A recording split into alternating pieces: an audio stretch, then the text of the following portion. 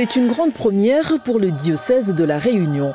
La mise en place officielle d'une cellule d'accueil et d'écoute des personnes victimes d'abus sexuels au sein de l'Église.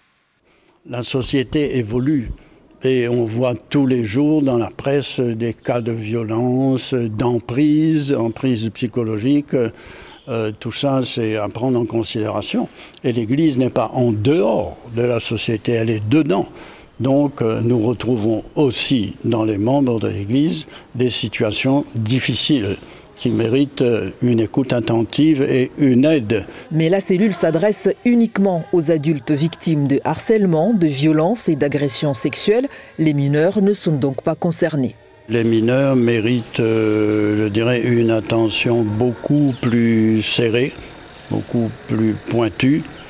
Et là, nous avons à prendre en considération ce que prévoit la législation française. Et dans les établissements scolaires, dans nos établissements scolaires, il se pourrait qu'il y ait aussi des cas. Mais à ce moment-là, c'est traité dans le cadre de l'éducation nationale. Si on identifie des enfants victimes, tout de suite on en avertit, on en informe les autorités judiciaires, on fait un signalement au procureur, on se rapproche de la gendarmerie, de la police. Pour moi, ça ne doit plus faire sujet.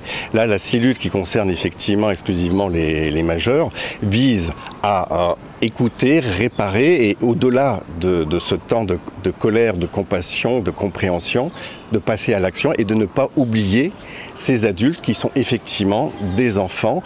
Composé de 9 personnes, notamment d'un médecin, d'une avocate et d'une assistante sociale, tenue à la confidentialité, la commission est joignable par téléphone ou par mail. Les auditions se tiennent à l'évêché ou ailleurs, en fonction du souhait des victimes.